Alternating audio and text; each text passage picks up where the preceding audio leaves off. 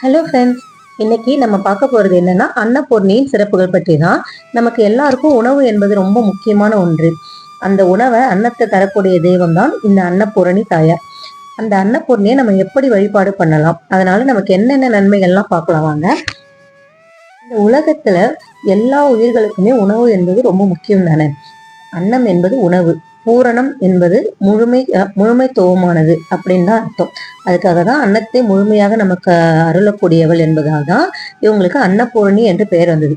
அன்னபூரணி அப்படின்னு சொன்னதும் நம்மள பலருக்கு நினைவு வரக்கூடியது காசி. காசியை எழுந்தருளி அருள் புரியக்கூடிய இந்த அன்னபூரணி அவ்வளவு சிறப்புகளுக்குரியவள்.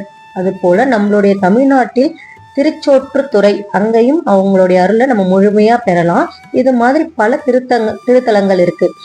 இது இன்று நேற்று வந்த வழிபாடு கிடையாது. தொன்று தொட்டு காலமாக நீண்ட நாட்களாக வரக்கூடிய ஒரு வழிபாடு தான்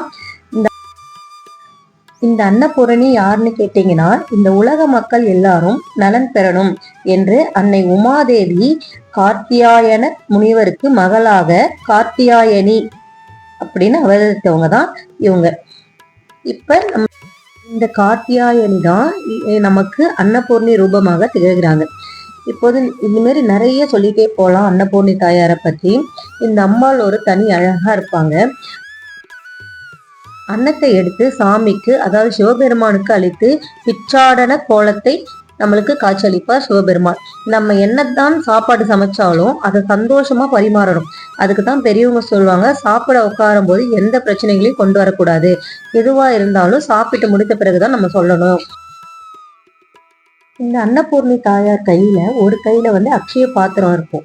அக்ஷய பாத்திரம் மட்டும் இல்லாம இன்னொரு கையில ஒரு அன்ன கரண்டியோடயே இருப்பாங்க. அன்னத்தை படைப்பவளும் அவளே, அந்த உணவை நமக்கு தருபவளும் அவளே. அன்னபூரணி இப்பெல்லாம் எல்லார் வீட்லயுமே அன்னபூர்ணியோட சிலை வச்சிருக்கீங்க.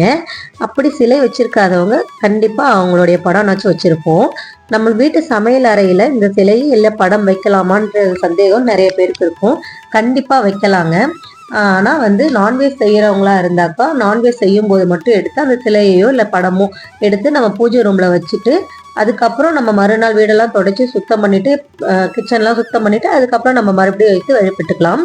இல்லைங்க எங்களுக்கு ஒப்பலை, நாங்கள் நான்வெஜ் செய்யறோம், எங்களுக்கு கிச்சன்ல வச்சுக்க பிடிக்கல அப்படின்றவங்க நீங்க தாராளமா பூஜை ரூம்ல வச்சு பூஜை பண்ணிக்கலாம். அன்னபூர்ணி தாயாரை வெறும் தரையில வைக்கக்கூடாது. சின்னதா ஒரு தாம்பல தட்டு எடுத்துக்கோங்க. அதுல அரிசி கொஞ்சம் நிரப்பிக்கோங்க. கண்டிப்பா பச்சரிசி தான் வைக்கணும்.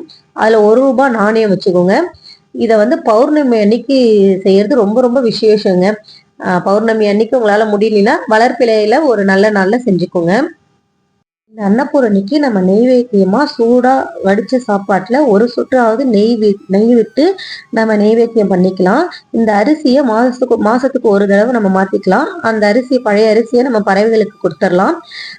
எந்த குறை வந்தாலும் அன்னக்குறை வரவே கூடாதுன்னு வேண்டிக்கோங்க. அவ்வளோதான் ஃப்ரெண்ட்ஸ், எனக்கு தெரிஞ்சதை நான் உங்ககிட்ட ஷேர் பண்ணியிருக்கேன். வீடியோ பிடிச்சா லைக் பண்ணுங்க, கமெண்ட் பண்ணுங்க, சப்ஸ்கிரைப் பண்ணுங்க. அடுத்த வீடியோவில் பார்க்கலாம். பாய்.